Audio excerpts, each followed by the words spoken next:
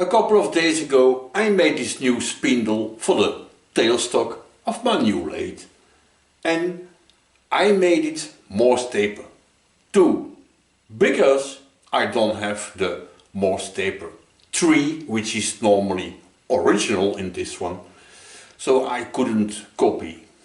But then I had a visit from Rick. And Rick, he's a very kind man, and he brought me a drill chuck with a Morse taper 3. And he also brought me these other centers, which are Morse taper 3 and 4, and some raw material to make something, and also gasket paper. So Rick, thank you very much for your generosity. I really appreciate it.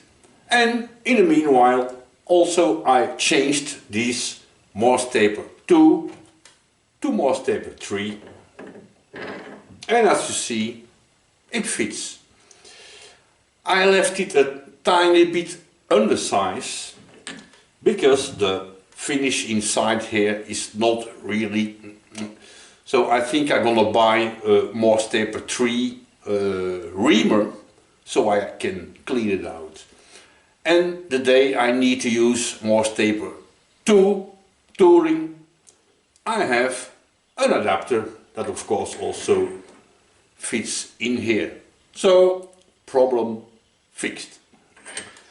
And I think now it's time to make a new lead screw. I installed my piece of rust here in the 4-jaw chuck, because my 3-jaw chuck for the moment is right here and I use it for another little project.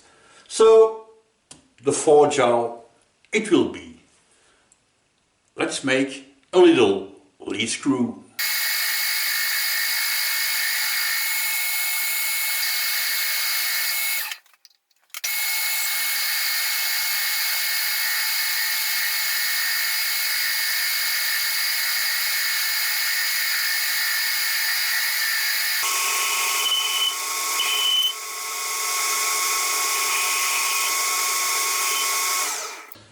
You know what?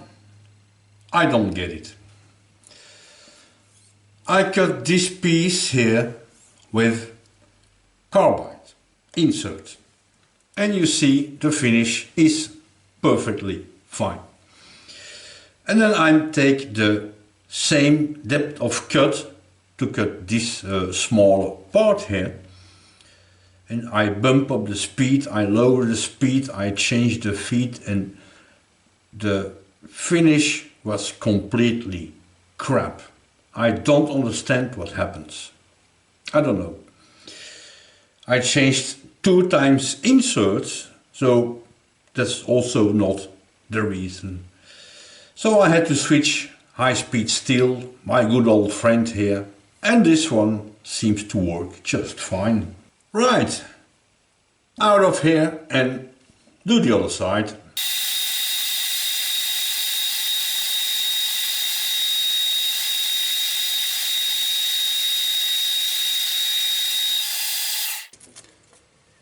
And again, same material, same feed and speed, same type of insert, completely different result. What's happening? I don't know. All this is tight.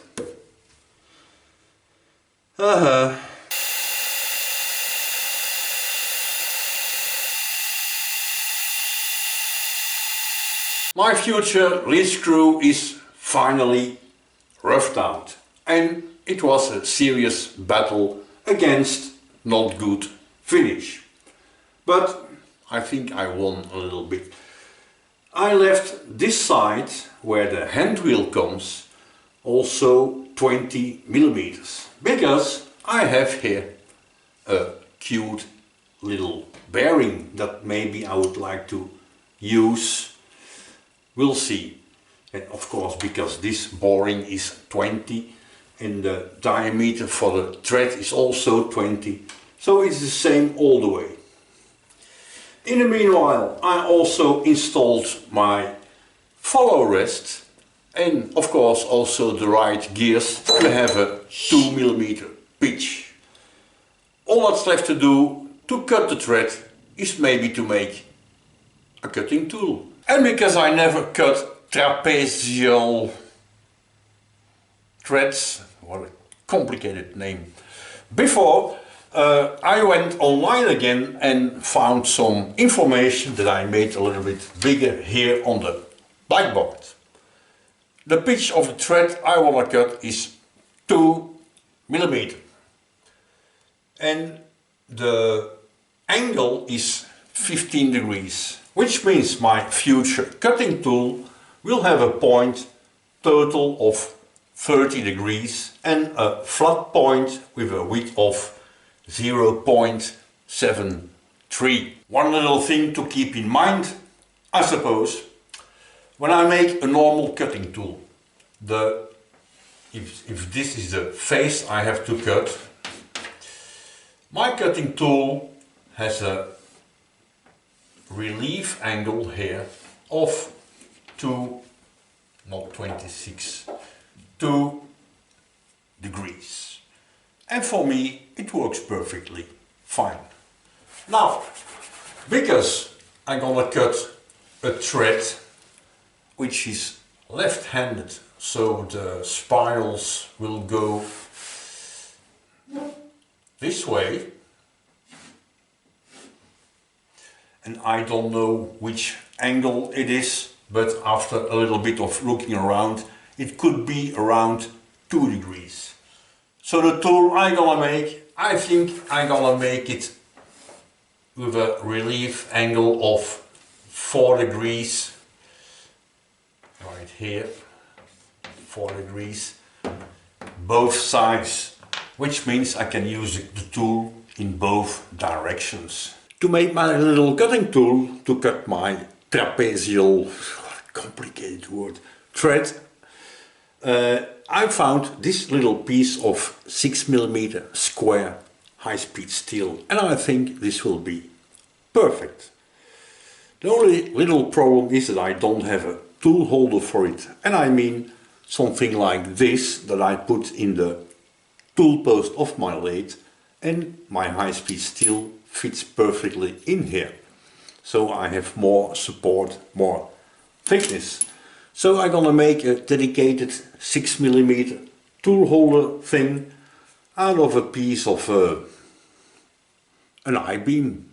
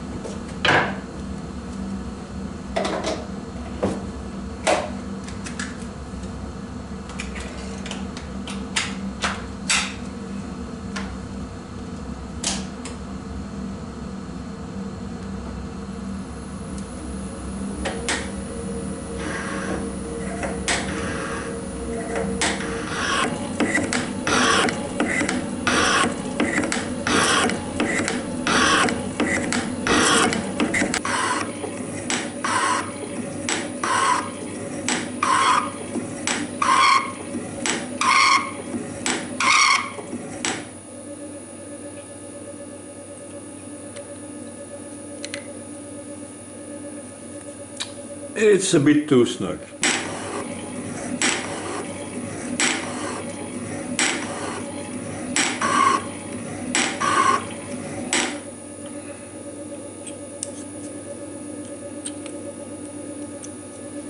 perfect.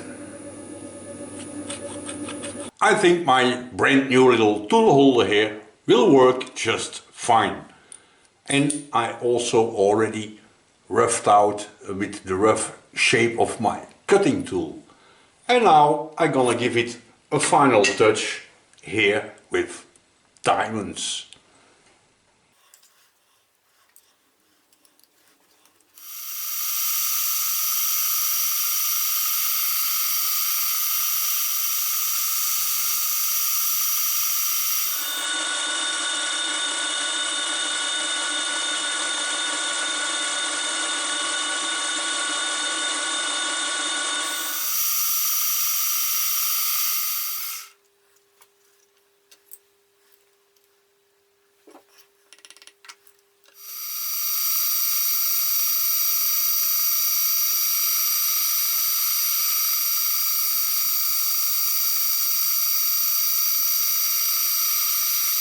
I think the grinding went perfectly fine.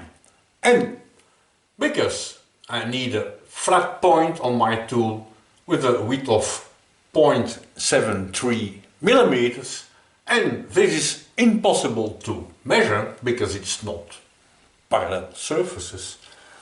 How I do, I set my calipers at 0.73 millimeters. And then I start grinding the flat spot. And as long as my tool is falling in the slot, it's too small. So I grind a tiny bit at a time and then check here in the slot. I will keep it a little bit closer.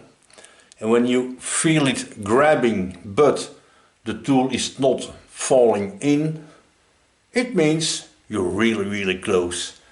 Of course, it's not absolute, but for what I do, good enough. Let's cut a thread.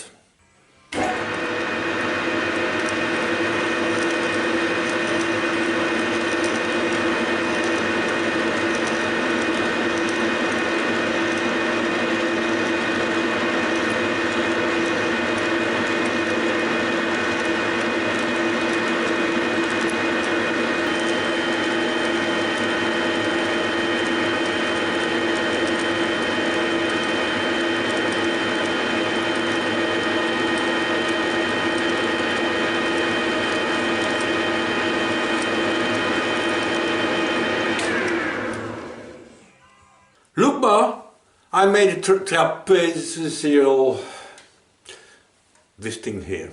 Now, to make sure it works the way it should be, in here of course, it's maybe a good idea to first make the nut.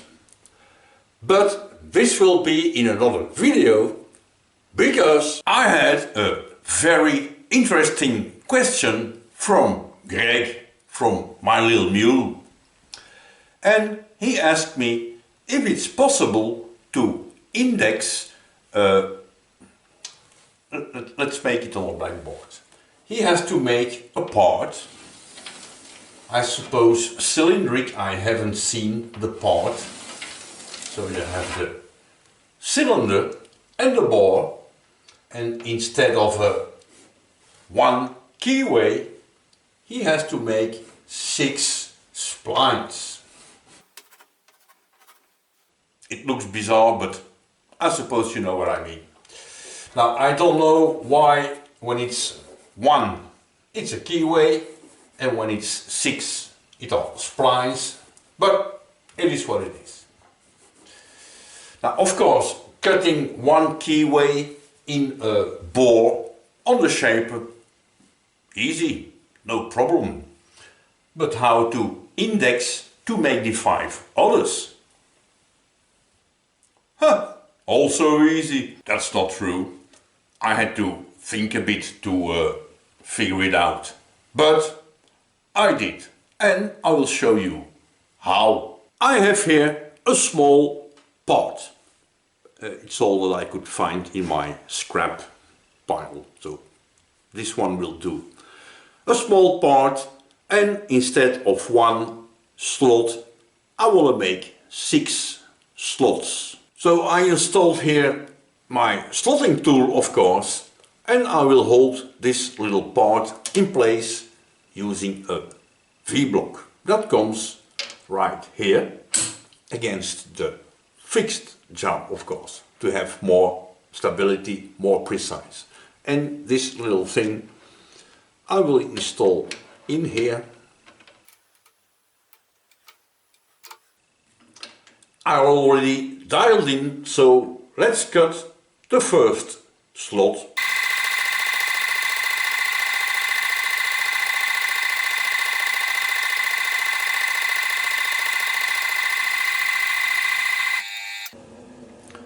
Right, 4 mm wide, 2 mm deep. The first little slot is cut. And before I can continue doing the others, what I did while the shaper was cutting this, of course, I made a little shaft. And in here is also a key slot. And these two things, they fit together. And I also made a very small key that I probably gonna drop on the floor, never to be seen again before I finish this project, but we'll see. And this one fits in here. Now, I need to motivate it a bit, but it fits.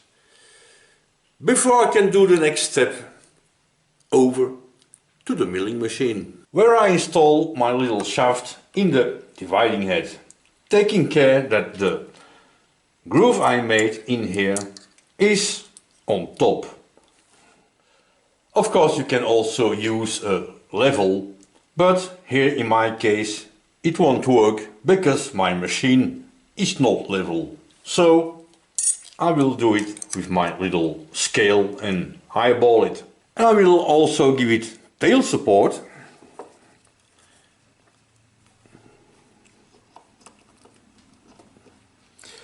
And I'm ready to cut a hex.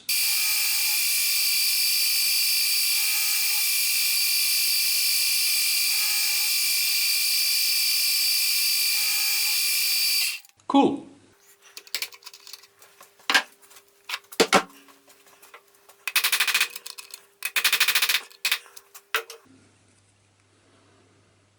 All that's left to do now, and I already did, is to assemble all the parts I just made and install the thing square in the vise.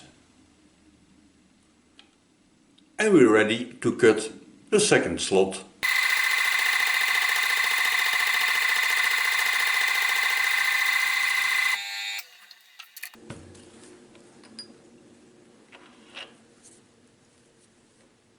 I marked the first slot I made, so I can always use the same one to index to avoid accumulated errors.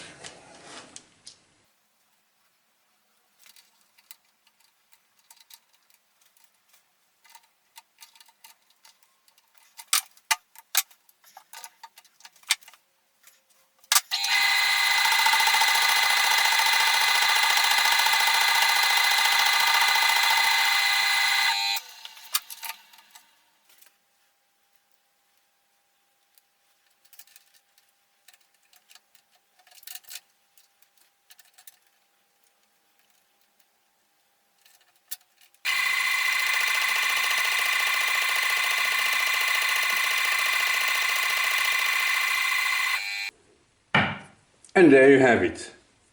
And I even have the little key. This is of course not the only way you can cut 6 splines things here in a part. This is just a concept.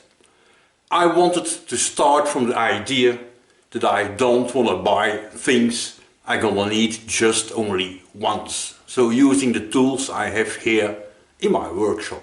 Now, of course, I used the milling machine and the dividing head.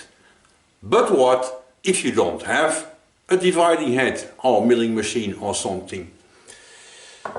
Why not, for example, make the same little shaft and cut a thread, and then you install a nut here on the back side, and on this side comes of course the part we're gonna cut.